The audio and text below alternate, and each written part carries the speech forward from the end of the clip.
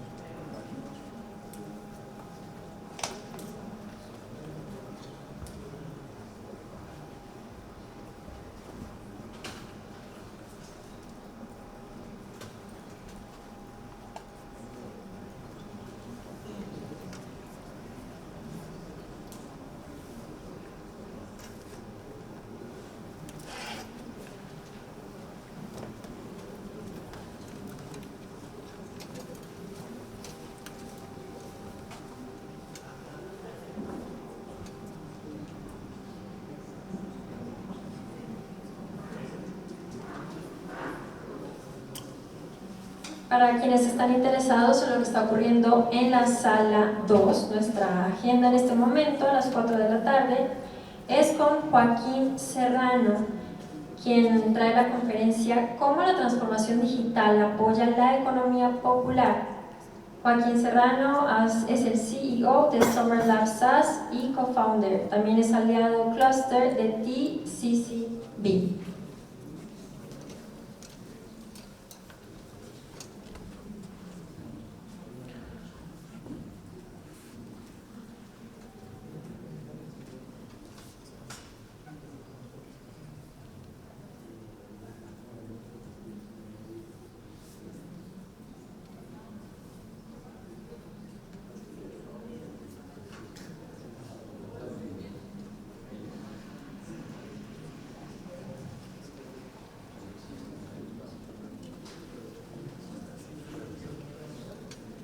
Muy bien, ahora sí vamos a darle la bienvenida con un fuerte aplauso a Manuel Riaño, que viene a hablarnos de cómo la inteligencia artificial está revolucionando la vida de los ciudadanos.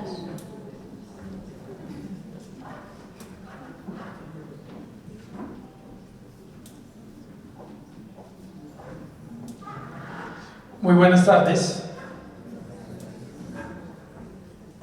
Bueno, vengo a contarles un poquito de los casos de uso de las historias de la inteligencia artificial que se aplican en Bogotá. Nosotros somos Ágata. Ágata es una startup, estamos en nuestro tercer año. Es una startup que es un poco extraña porque hace parte de la Alcaldía de Bogotá. Estamos en el organigrama, en el sector de gestión pública, pero somos una empresa. Y en ese sentido somos una innovación para Bogotá, porque con la excepción de las empresas de servicios públicos, este tipo de cosas no se habían hecho. Es decir, tratar de solucionar un problema de ciudad, en este caso tener una ciudad más guiada por datos, que se resuelva el problema sin necesidad de que sea otra carga para la tributación, para la Secretaría de Hacienda de Bogotá. Nuestros resultados en los 3 años en términos financieros son muy buenos. Estamos dejando una empresa muy sana, creciente. Este año estamos cerrando facturación por 22.000 millones de pesos, y eso para una startup en tercer año es una buena cifra. Pero hoy nos vamos a concentrar sobre todo en contarles en esos casos, y para que ustedes vean cómo en Bogotá, en la alcaldía, con modelos desarrollados o creados por el equipo o en par con esos aliados que tienen esas mejores soluciones en el mundo para esto, tratamos de cambiar la vida y mejorar la vida de los ciudadanos. El primer caso es sobre Bogotá Te Escucha, que es un tema de redes sociales. ¿Quién de ustedes le ha escrito alguna vez a un famoso, a un político, o lo ha mencionado en un tweet, en Instagram, le ha pedido un consejo, simplemente lo escribe para insultarlo? Por favor, levanten la mano quien alguna vez ha hecho algo así. Bueno, muchas personas lo hacen. A la alcaldía y a la alcaldesa, en 25 meses los han tagueado 120 millones de veces entre Twitter, Instagram y Facebook.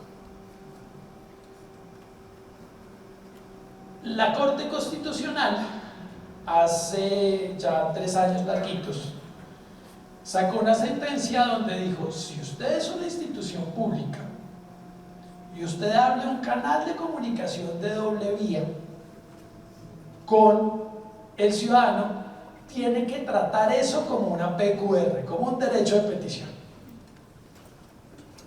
¿Sería factible analizar 120 millones de menciones para entender que eso es una PQR y contestar?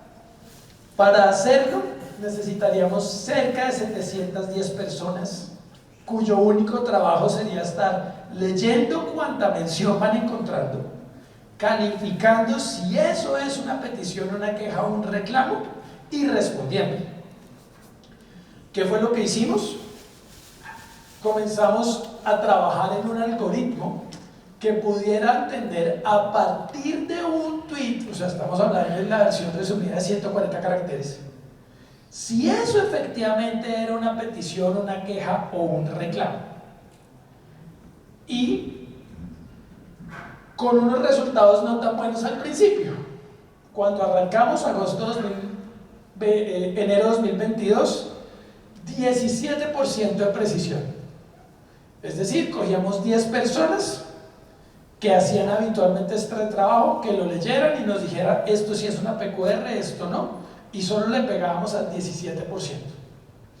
Hoy ya pasamos del 91%. Es decir, leemos y leemos y leemos todos estos volúmenes de datos y menciones que están haciendo y automáticamente lo clasificamos. Y al clasificar, podemos definir si es o no una PQR. De todas las respuestas y de todo lo que se ha hecho, hay 36.393 que fueron identificados en los términos legales como una petición, una queja o un reclamo.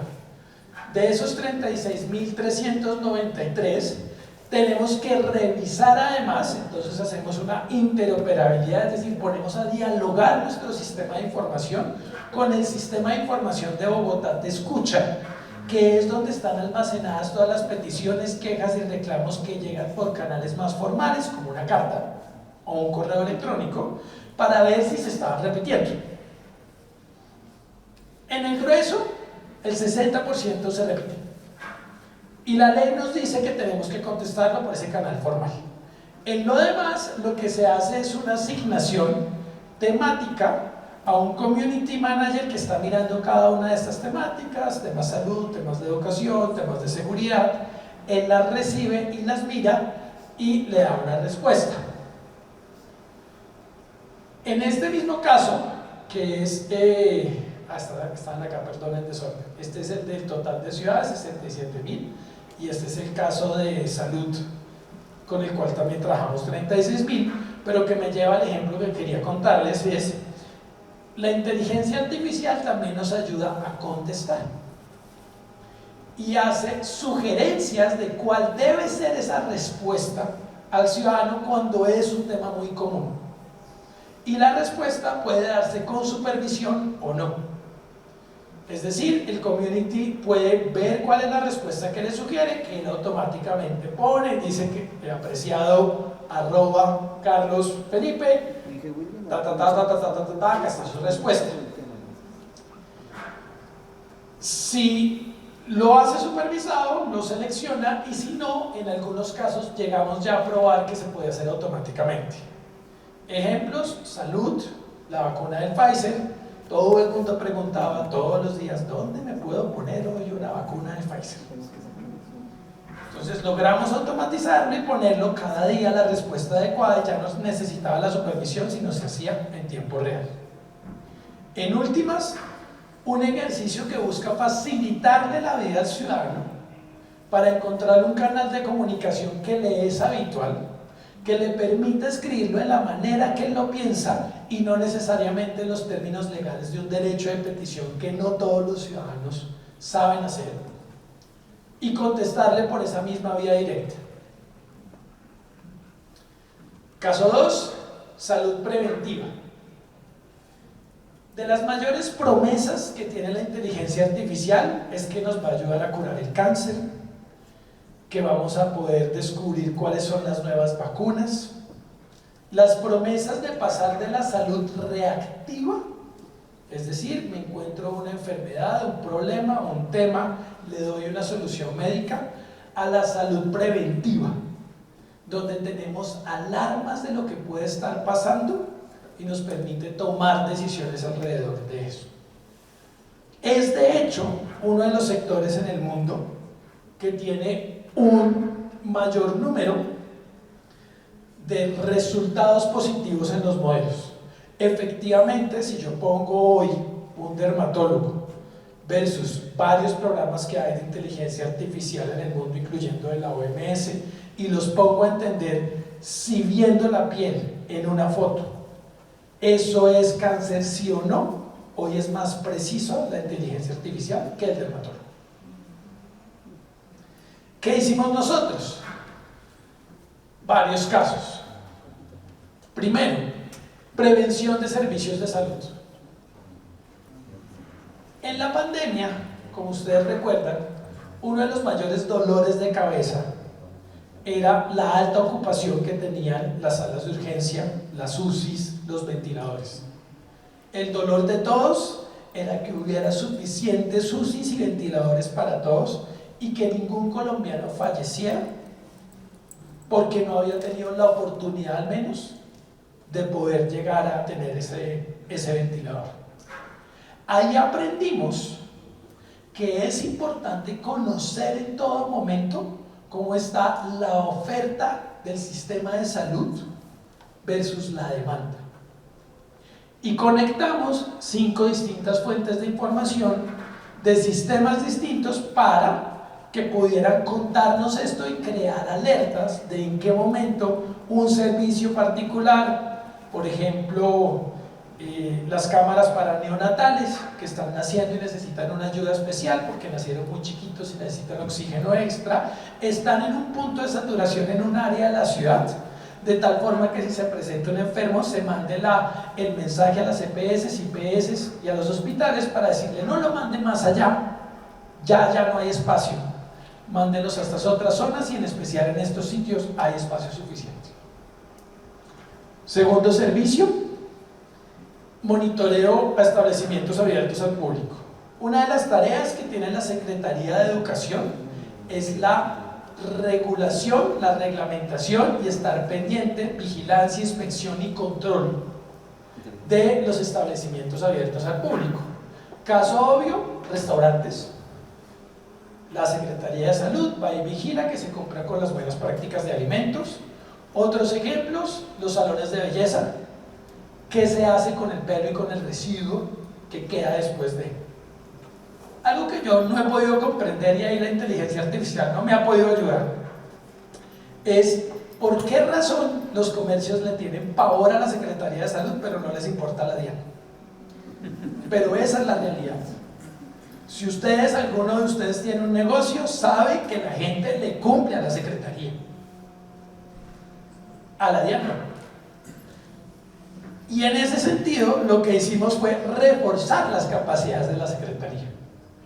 Porque también trabajamos unificando distintas bases de datos que ahora tendremos que mejorar, unificando bases de otras secretarías que tienen este mismo tipo de acciones para poder tener consultas individuales y poder saber en territorio y en el momento que se está haciendo cuáles son los que yo ya visité, cuáles son los que no he visitado, en qué zonas hay mayor posibilidad, por ejemplo, de encontrar un cierre masivo porque se están incumpliendo algún tipo de normas, etc. Y el más bonito que tenemos con salud es el tema materno-perinatal. Lo que estamos tratando de hacer es predecir, y estos dos primeros están ya funcionales, este tercero lo estamos terminando. Cuando un niño recién nacido o una madre gestante tienen una alerta porque van a fallecer o tienen un problema muy alto relacionado con alguna comorbilidad.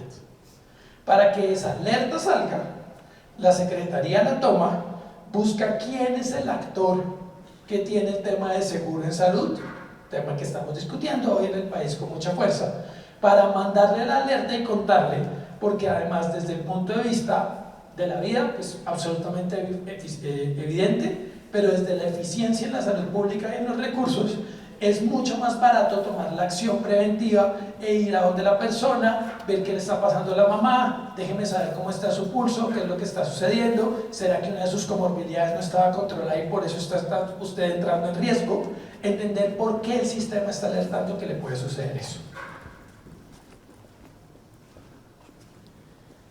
Bogotá Trabaja Te Conecta. Este es otro ejercicio que estamos haciendo. Es uno de mis sueños de larga vida. Yo llevo más de 7 años entendiendo qué podíamos hacer en el mercado laboral, porque soy de desviación economista. Entonces me preocupa lo que sucede en un mercado particularmente extraño en el mundo, porque no puede ser que sigamos teniendo una ciudad que crece y crece y crece económicamente, que es capaz de disminuir los niveles de pobreza, pero que le cuesta tanto luchar contra la desigualdad, luchar contra la calidad del empleo, y además que también le cuesta mucho disminuir y pasar de un límite del 8 o 9%. Hace ya casi 42, 43 años, vino el Banco Mundial e hizo el ejercicio más grande que alguna vez ha hecho el Banco Mundial en una ciudad por entender la ciudad diagnosticable. Del resultado de eso salieron muchas cosas que hoy ya no son problema, pero que entonces eran un problema. Por ejemplo, en ese momento los niños y las niñas no pasaban de tercer grado de primaria. Hoy nuestro problema es un tema de calidad en la educación y tenemos hasta educación superior, pero todo el que quiera puede acabar hasta 11. Y después, ¿qué pasa después? En ese momento también hay cosas que no eran problema. Uno era la movilidad. Había algunas pistas de que íbamos a tener problemas de trancones, pero solo algunas pistas. Y otra cosa que no era un problema era esto, el tema del mercado laboral. Entonces el desempleo en Bogotá se ubicaba en 5%.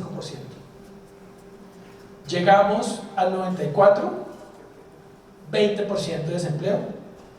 Eso empezó a bajar y bajar y bajar y bajar y bajar. Llegamos a nuestro récord previo en pandemia, 8 y punta. Pandemia, ¡pum! Otra vez encima de 20. Otra vez hoy estamos terminando con una tasa de desempleo por debajo de la que teníamos antes de pandemia. Pero sigue estando en 8 o en 9 y no logramos bajar de ahí. ¿Qué hicimos? Tratar de romper las asimetrías que hay en el mercado laboral de información, utilizando tecnología. Tema 1, acercándole a población vulnerable especial, pero no únicamente, la posibilidad de crear hojas de vida de manera más fácil. ¿Cómo? Comunicándose con una línea de teléfono o hablando con un chat en un computador si tuvieran acceso al computador, y él va conversando con la persona y crea la hoja de vida en un formato. También permite hacer versiones cortas de hoja de vida que cumplan con los mínimos que sabemos que el mercado exige para poder evaluar si la persona tiene o no las capacidades para el empleo. Se produce la hoja de vida y a partir de esa hoja de vida que ya tenemos en el sistema, la evaluamos y, en palabras de la alcaldesa, hacemos el Tinder del empleo. Unimos las ofertas con las vacantes y vemos cuál es la probabilidad de que esos dos puedan encajar. Hacemos el It's a Match del empleo. Es una herramienta que hoy estamos probando en la Secretaría de Desarrollo Económico. Llevamos un mes haciendo las pruebas, viendo cómo nos funciona con el usuario, viendo cómo es esa relación de entender también el usuario. Imagínense uno ver como ciudadano buscando empleo que a este puesto tienes el 70% de probabilidad de entrar y este el 85%, o a ninguno y en el 30%. Lo mismo le funciona a las empresas, les facilita la vida, les permite contacto automático, todo esto sin costo. Siguiente tema, ciudadanía 360 grados.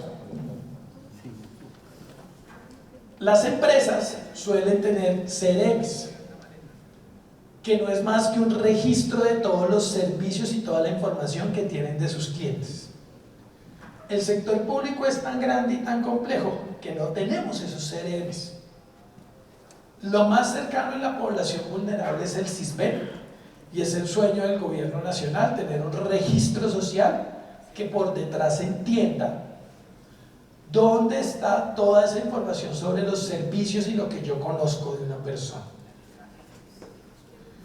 Esto es luchar frente a tener silos de información que generan ineficiencias, es decir, seguir teniendo una secretaría de educación que no dialoga con la de salud, que no sabe que acá hay una información que le serviría a él para hacer una mejor optimización, por ejemplo, de los auxilios que genera, versus un modelo donde tenemos un gobierno de datos con una tecnología que se llama tejido de datos o data fabric, con la cual buscamos mantener el gobierno de datos al interior, es decir, y esto es importante, Ágata, no centraliza los datos, no nos interesa, buscamos ya tecnologías que nos permitan evitar eso, pero que les permite encontrar alarmas y beneficios de esto. Un ejemplo,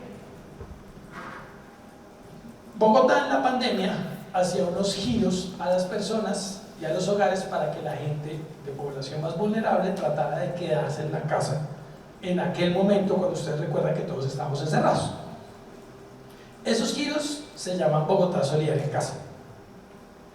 Hoy es ya un programa de ingreso mínimo garantizado que ha evolucionado y en el cual la ciudad gasta al menos $500 millones de pesos cada año. Cuando se va a hacer un giro, se hace usando tecnología a través de las líneas de teléfono. El número de teléfono se asocia a DaviPlata, a Nequi, a Mobi o cualquiera de estas otras billeteras electrónicas, girándole la plata a ese número, y a partir de que les llega ahí la persona ya lo puede usar. Entonces además tiene un ejercicio de bancarización interesante, tiene muchos beneficios. Problema: muchas veces algunas personas en la calle que no tienen para poder pagar un servicio de datos en el celular, se encuentra el señor, WOM, por favor, ven, te cambio tu SIM card, toma esta nueva SIM card y te voy a regalar con eso 1 giga de información y 10 minutos de llamadas. Él cambia el teléfono sin problema. Hoy ya se comunica por WhatsApp, entonces le da igual que cambie el número, porque él simplemente vuelve y pone su WhatsApp y sigue conectado con las mismas personas, pero ya no le va a llegar el giro. Y no siempre se preocupa por llamar y decirle a la entidad pública, hay países del mundo donde eso es ley, por decir, oye, cambié de teléfono, cambié de dirección, ya no estoy allá, estoy acá. Calculamos que con el primer modelo de Bogotá Solidaria en Casa, no por corrupción, sino por problema de datos no acertados, el 3% de los giros le llegó a quien no le debía. De 500.000 millones de pesos. Ahora, al romper los silos, encontramos, por ejemplo, de información, cómo le puedo poner los datos de Capital Salud, un listado donde está el 25% de los bogotanos, donde tú sí te preocupas por tener tu teléfono al día porque te van a llamar para verificar la cita médica, para contarte que ya van en camino los medicamentos, por una línea que por tu beneficio tú sí quieres tener al día.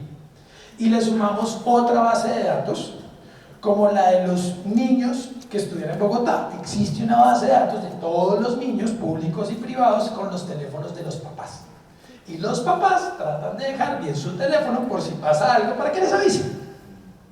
Entonces generamos alarmas que dicen que si el teléfono al que se le está girando la plata no coincide con los otros dos, hay que verificar primero. Y esto ahorra mucho dinero. Y es un solo ejemplo de lo que uno puede hacer con nuestra herramienta de Ciudadanía 360. ¿Qué termina teniendo? Al final la historia de esa persona. Yo puedo saber qué servicios le he prestado, cuántos se los he prestado, tengo información masiva, a quienes les he prestado ese servicio, cuánta plata hemos desembolsado. Usualmente cuando un alcalde pregunta, por favor dígame quiénes son las personas que le hemos hecho el giro A, pero además que tienen sus hijos en el jardín B, 3 meses para responderle. Ahora esto lo hace automáticamente y nos permite avanzar.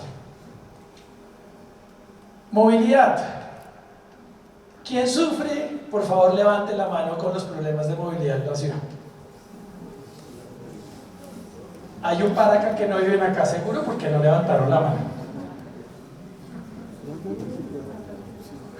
Una cosa increíble que nos sucedió es que nuestro sistema de transporte no es interoperable.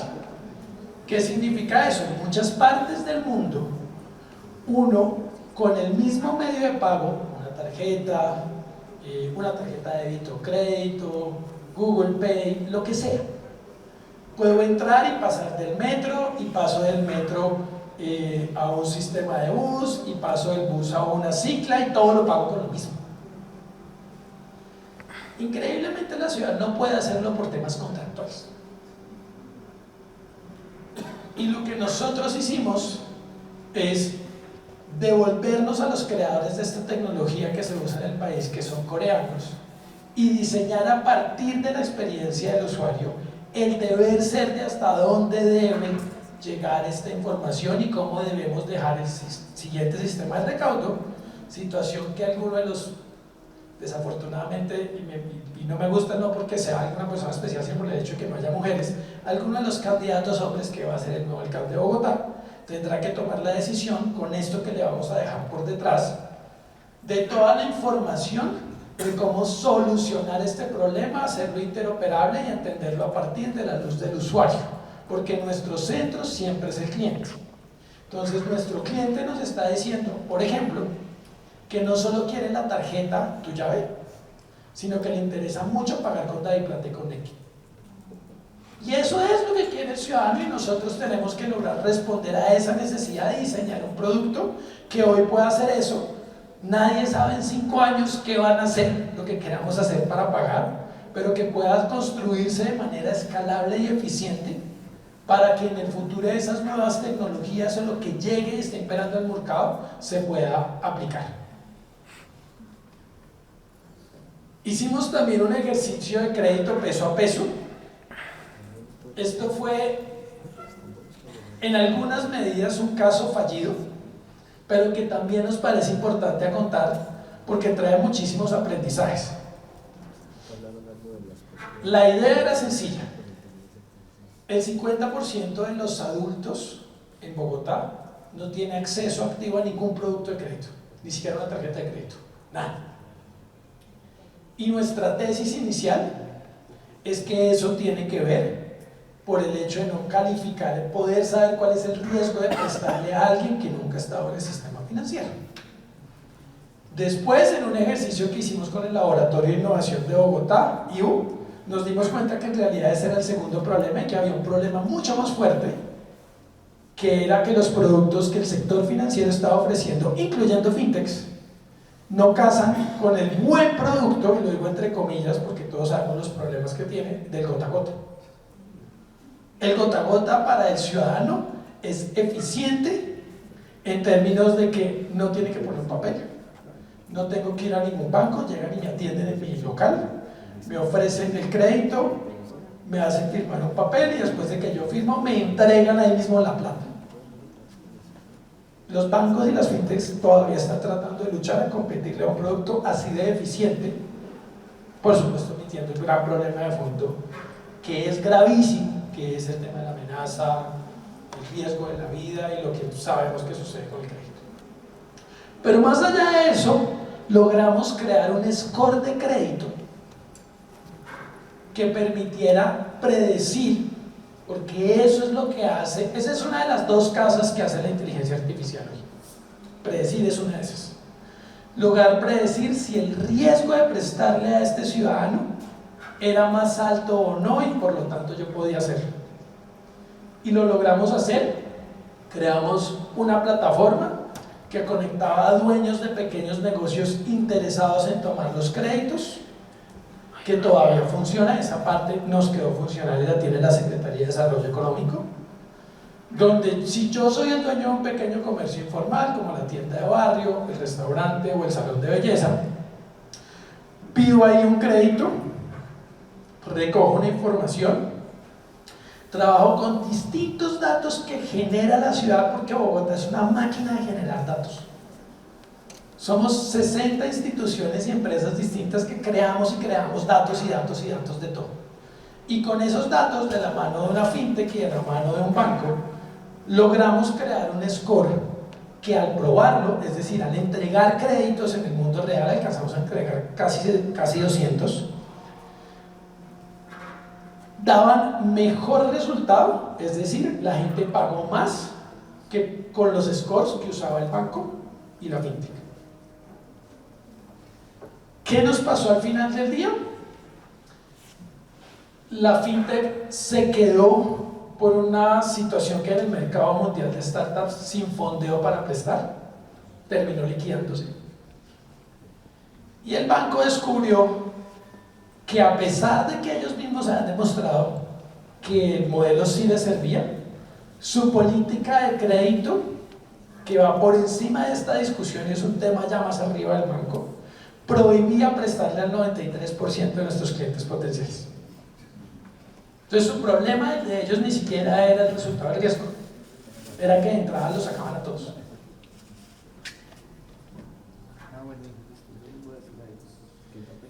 Licencias urbanísticas. Este puede ser un tema un poquito más aburrido, complejo, es el crecimiento de las ciudades, son los temas arquitectónicos, urbanísticos, pero el resumen es: tomamos la información de entender, que nos va a permitir entender cómo va creciendo y evolucionando el plan de ordenamiento territorial de Bogotá. Estos son las normas y la guía del mediano plazo, se cambia cada 10 años, de cómo crece la ciudad, para los lados y para arriba. ¿Dónde puedo yo tener un edificio más alto, un edificio más bajito? ¿Qué tengo que hacer yo en contraprestación, que se llaman cargas inmobiliarias, para poder hacer ese tipo de construcciones, etcétera? Entender qué le ocurría y si el POT había servido o no, es una tarea que no teníamos hoy resuelta. Y estamos dejando una base de arquitectura, es decir, lo que iría detrás para poder incorporar todos los elementos, y trabajamos en uno primero que son las licencias de construcción de las curadurías. Y ahora tenemos, cada curador es privado, lo hace como quiere, lo escribe como quiere, pone lo que quiere, recogemos todas esas bases como vengan, las unificamos y creamos un sistema de alertas que nos permite entender, dependiendo de las fechas, dependiendo el uso y lo que se está escribiendo, qué es lo que habilita esa construcción, cuál es el impacto real en cada sitio de un plan zonal, el impacto de la norma general, o de una, siempre le cambio el nombre a la operación estratégica, ¿cómo se llaman ahora? De una actuación urbana.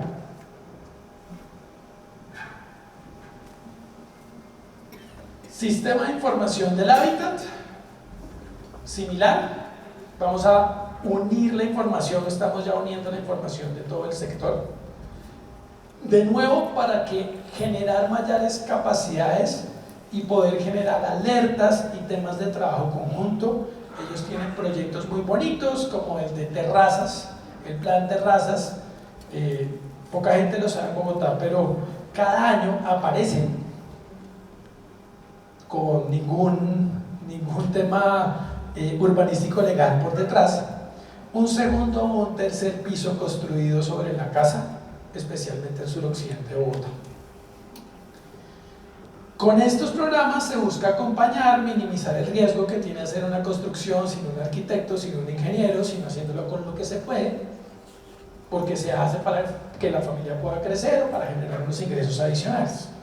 Y a partir de aquí, de unir y de comunicar este tipo de información, permitimos de nuevo generar alertas, generar predicciones para temas relacionados, por ejemplo, con Metrovivienda o con la Unidad Administrativa de Servicios Públicos, la UAESP, que permita realmente integrar estos distintos escenarios.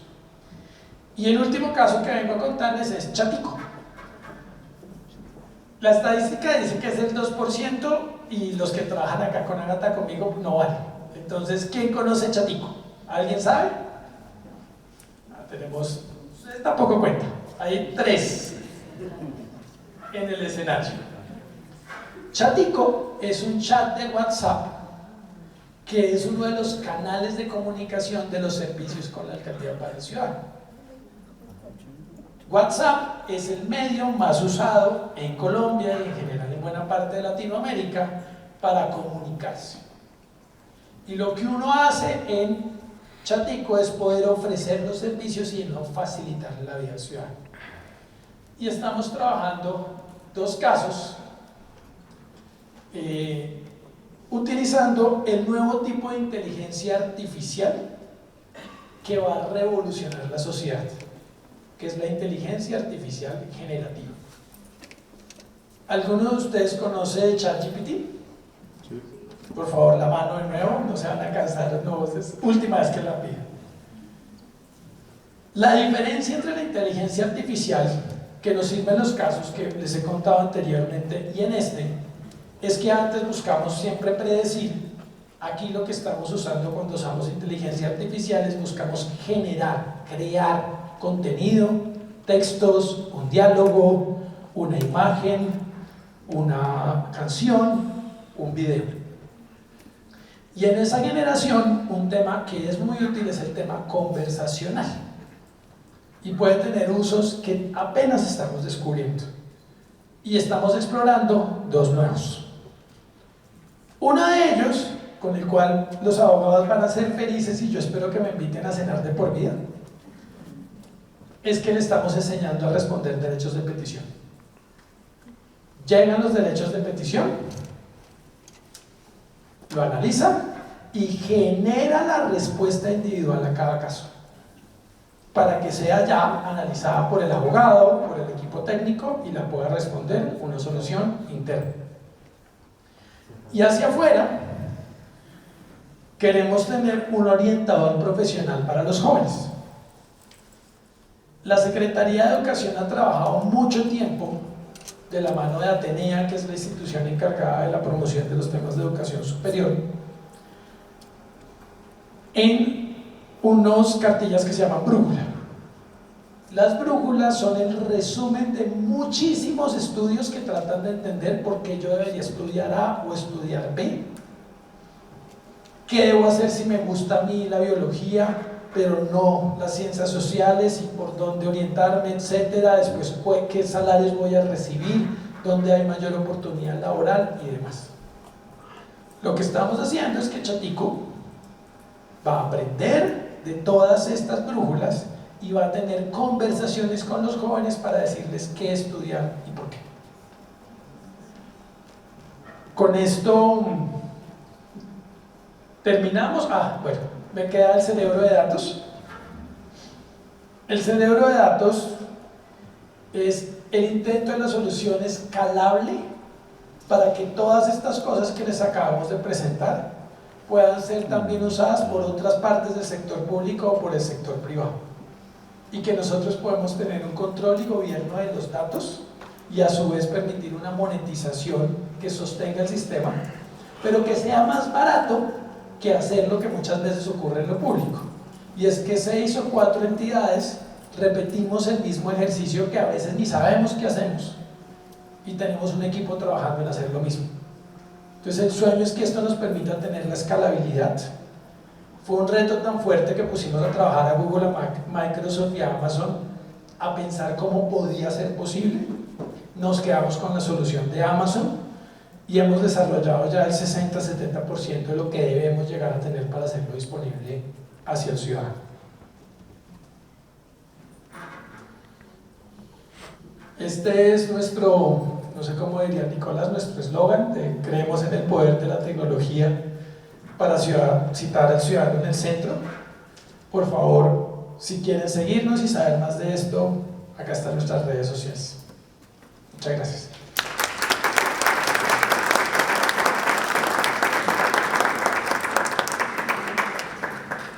Muchas gracias a Manuel Riaño por su intervención.